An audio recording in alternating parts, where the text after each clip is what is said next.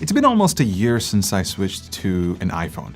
The journey began with the 13 Pro last November, and just a few months ago, Apple launched the new 14 series, and I upgraded to the iPhone 14 Pro right away, just to see what the hype was all about.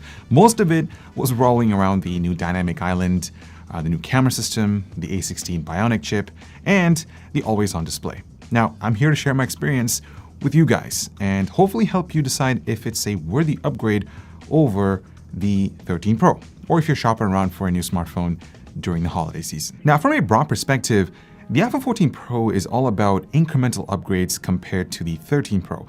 The build quality is still one of the best that you can find on a smartphone. The form factor is exactly the same, which I love. The flat display, along with the boxy design, makes handling a breeze. It's compact, and it can be operated comfortably with just one hand. The back still features a matte glass finish that does a really good job resisting fingerprints, but I do find the stainless steel frame a bit distracting since it quickly becomes a fingerprint magnet, which then results in a slippery surface. So ultimately, just like everyone else, I ended up throwing a case on it and calling it a day. Keep in mind that the space black model is slightly darker than the graphite 13 Pro, but you'll only notice that in certain lighting conditions. The same goes for the stainless steel frame. If you're looking to add some color to your everyday carry, Apple does offer the 14 Pro in deep purple, gold, and silver. These are limited options compared to the 13 Pro, but hopefully they'll roll out a few more colors in the next few months to stay in the news cycle. Now, for our fellow Americans watching this video, Apple did remove the physical SIM card slot on the 14 series. International models, including my unit from Canada, will still support physical SIMs, and I know that some of you might think that it's a big deal, which is completely okay, but I believe that eSIM is the future. Now, here's a little story. Recently, I traveled to Europe and was looking for a local carrier that supports eSIM. All I did was order one online in Canada right before my flight, scan the QR code through the settings, and I was off to the races. It just saved me a ton of time, and moving forward, I just don't have to worry about carrying SIM card removal tools if I'm traveling international. It's just easy to transfer from one phone to another phone, and it can store multiple SIMs at the same time. Keep in mind that eSIM isn't anything new. It's been around for years, and it's still supported on older iPhones. I just think that this push to eSIM from Apple could very well be the new normal in the next few years. They've also packed the 14 series with some safety features like crash detection and the ability to connect via satellite in case of an emergency when you're off the grid. And I think these are cool bonuses, but keep in mind that satellite connectivity is only free for the first 2 years. They might start charging a monthly subscription fee after that. It's not confirmed yet, but only time will tell. Another thing that I noticed is the massive camera bump on the 14 Pro. I think it's due to the larger sensor with the new camera system, and it protrudes more than the 13 Pro, which results in an unbalanced and wobbly setup when you place it on a flat desk. I had a lot of trouble charging this phone wirelessly over my regular Qi charger, guys, because in certain orientations, this massive bump prevents the phone from making contact with the charging coils. So when I wake up in the morning thinking that my phone is fully charged, it's the other way around. So I had to spend more money to get a proper MagSafe charger to solve the problem. Now, don't get me wrong, MagSafe is dope. I still use it with my car accessories, and I absolutely love it. But boy, does it get expensive. You know, while we're on the topic of camera bumps and sensors, let's just dive right into the camera performance, because what Apple has achieved here is an incredible hybrid system that can shoot great photos and videos. First and foremost, there's zero shutter lag when you're taking photos like some other Android smartphones, Pixel 7 Pro. The ultra wide-angle camera boasts the same 12-megapixel sensor, but they have widened the aperture to let in more light, which does result in slightly better low-light performance. Still, it isn't as sharp as Pixel's computational magic. That's just a whole other level. I will say that the field of view is adequate to get all your subjects in frame. When you give it more light, it captures all the details, but sometimes it just looks a little too processed when you examine the image closely. It's so fast to a point where I was able to capture this bug into the frame, which is pretty hilarious. The dynamic range also remains intact. Honestly, from my experience, the ultra wide-angle sensor performs similarly to my 13 Pro.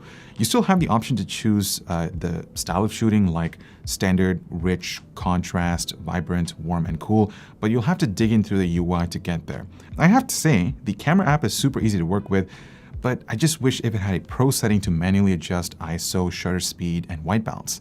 I mean, Apple, just please add this feature. It's a Pro phone after all, right?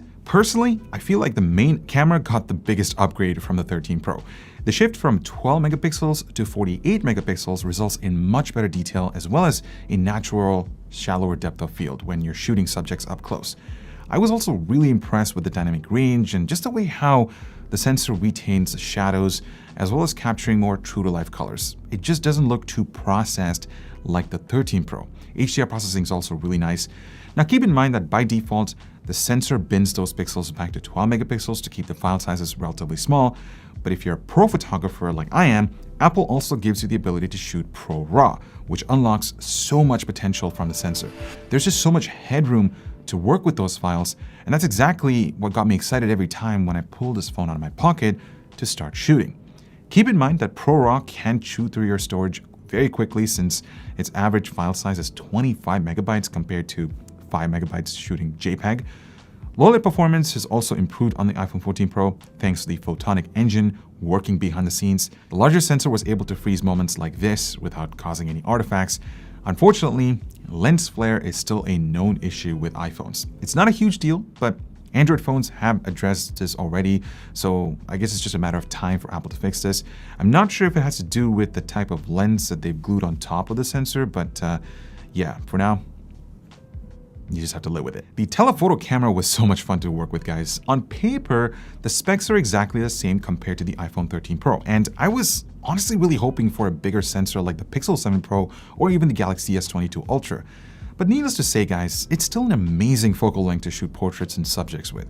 Once again, the photonic engine does its magic behind the scenes by improving the color science and dynamic range, but I still feel like low light performance could be improved a little bit. Now, you can optically zoom in 15 times, but it ain't as powerful as Pixel 7 Pro's 30x super res zoom feature. I mean, the range is far advanced on that phone, plus Google's software processing is one of the best out there. So I think Apple could learn a thing or two from this. Portrait mode has improved big time on this phone, and once again, I think this all has to do with the upgraded sensor and Apple's software processing within the new A16 Bionic chip working behind the scenes. It does a fantastic job with subject separation, and the best part is that it does all of this processing without blowing up the shadows or oversaturating colors. It's just perfect for my style of shooting. Now, I'll admit, I'm not a huge selfie shooter, but just for the sake of testing this phone, I tried it out and it's pretty good. You do have the ability to shoot at a wider angle to fit more subjects into the frame.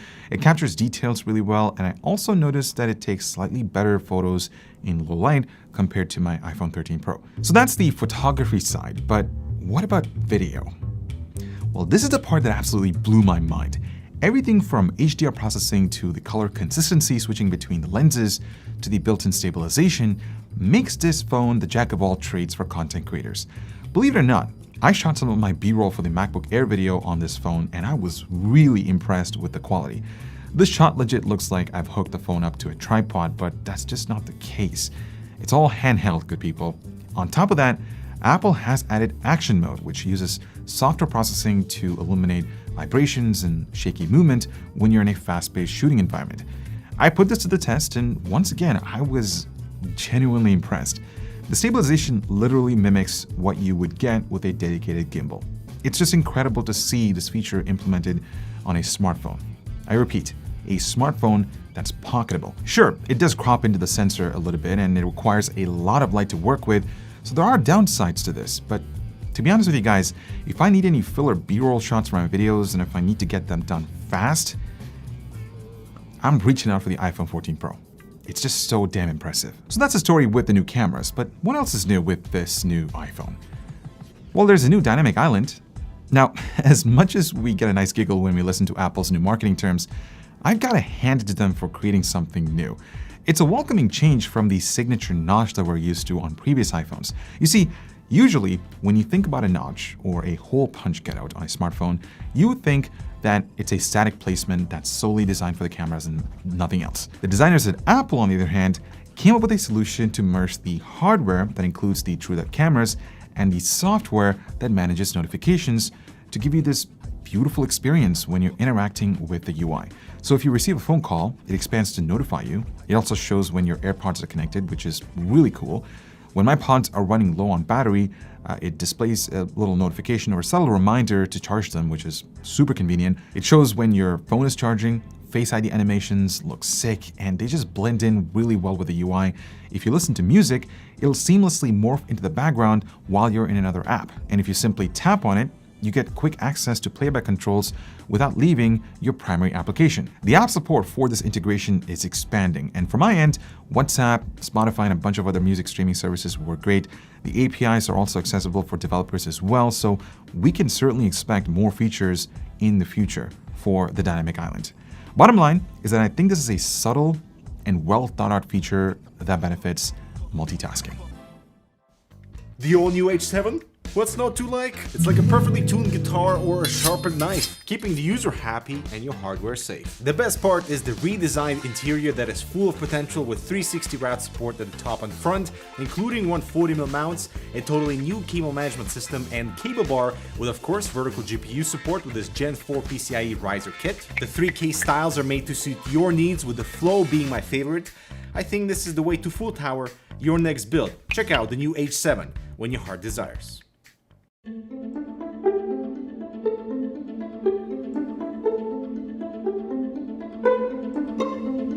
The display on the 14 Pro has received a couple of upgrades. 120Hz ProMotion is still here, but Apple has implemented a new LTPO panel that refreshes as low as 1 Hz compared to 10 Hz on the 13 Pro. Now on paper, that should help extend battery life, plus it brings support for the new always on display feature. Now real talk, this isn't anything new, guys. Android phones have had this for years, and it was just a matter of time for Apple to finally bring this into the iPhone. Sure, it's a bit fancier this time since it has the ability to dim the lock screen wallpaper while highlighting key information like time, widgets, notifications, and other stats. But I found it extremely annoying at night. It was just way too bright and distracting when you have it mounted on a car or just have it sitting down on a table at home during the night. I just ended up disabling it after a few weeks and didn't look back. Now, at the time of making this video, Apple is working on a software update that lets you disable the wallpaper and notifications with iOS 16.2, so you'll only see the time and widgets down below. This is exactly what always on display should have been in the first place, and I'm happy that Apple is listening to user feedback. But I have a question for our Android audience. If your phone supports always on, do you have it enabled or disabled? Like, personally, I don't care about this feature, but I'm curious to hear your thoughts. Rest aside, this OLED display is great. The sizes still remain the same at 6.1 inches, and I didn't notice a huge difference in quality compared to my iPhone 13 Pro, except that it gets much brighter outdoors, up to 2000 nits with auto brightness on, and I found that really useful when I was wearing sunglasses and interacting with the phone. ProMotion is still fast and fluid. I didn't experience any lags with third-party applications. I absolutely loved editing my photos using Lightroom, watching YouTube, and just doing smartphone things on this phone. On the other hand, battery life wasn't as good as my 13 Pro, and I found that really interesting even with the 200 mAh increase in capacity from the previous generation. Now, hear me out for a sec. I tested this phone with the always on display feature enabled, and that naturally drained the battery a lot faster than expected, even with the newer LTPO panel. With it disabled, I was able to extend my screen on time to an average of about 6 hours, which is almost an hour less than what I used to get with my 13 Pro. Again, there are multiple factors that affect battery life. It could be the newer, brighter display that I used quite often to navigate through the city using maps, and the slightly power-hungry A16 Bionic chip that handles the Dynamic Island. Now, truth be told, you could get a day and a half worth of use if you're lucky, but if battery life is your ultimate priority, word on the street is that its bigger brother, the 14 Pro Max, is the current battery life champion. But I will warn you, it's going to cost you a lot of money, and it's really big. The built-in speakers sound great. You're still getting a stereo setup with the earpiece at the top and bottom-facing drivers.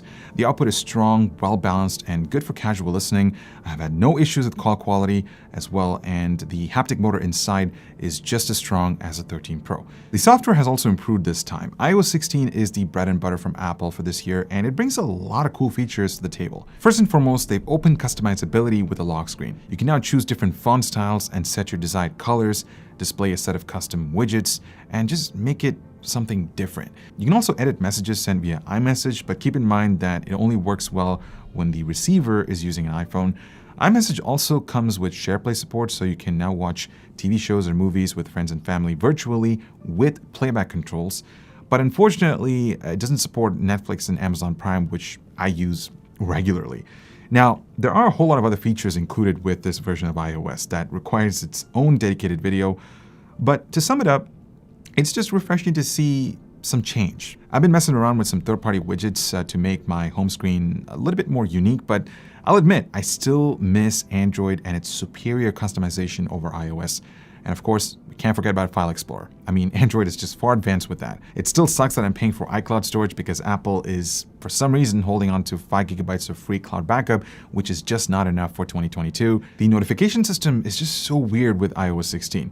They now appear at the bottom instead of the top. And while you can change the layout from count to stack to list via settings, but I still find that I have to scroll up every time when I glance at my lock screen to view them, because otherwise I would think that I haven't received any. Honestly, this redesign completely defeats the purpose of notifications in the first place, and I really hope Apple fixes this with an update. By the way, iOS 16 is supported on iPhones dating all the way back to the iPhone 8. That's just crazy. I mean, name one Android smartphone since 2017 that can properly run, or can officially run, Android 13. I've got to give props to Apple for their strong software support. Now, past my minor criticisms with iOS 16, the iPhone 14 Pro delivers an incredible smartphone experience. But coming from my 13 Pro, I still find mostly upgrades as incremental. You know, it still doesn't feature USB Type-C, and I still can't believe that we're on this ancient connector. Battery life just wasn't as good as my 13 Pro. And from the outside, you won't find any major design changes other than the massive camera bump and the new dynamic island. I think this is probably one of the most key selling features of the 14 Pro. The A16 Bionic chip is fast, but for my everyday use, I felt like it was just as fast as the A15 Bionic on the 13 Pro. I think the new cameras deserve a lot of credit. Apple has seriously impressed me by a long shot with the video shooting capabilities, as well as a jump to a larger 48 megapixel sensor. As a content creator, this is an excellent tool that merges really well with my workflow. Should you buy it? Sure, if you're looking for the best iPhone on the market, but Black Friday and the holiday season is right around the corner, so you might save a lot of money getting the iPhone 13 Pro, which is still a fantastic phone. Oh, and by the way, at the time of making this video, there is a supply shortage for the 14 Pro and the 14 Pro Max, so good luck finding one. And on that note, thanks so much for watching. I hope you were able to take away everything that you needed to know about Apple's new flagship, iPhone 14 Pro. Let us know what you guys think about it in the comments. I'm Ebro with Hardware Canucks. Thanks so much for watching, and I'll talk to you guys in the next one. And please, spend responsibly.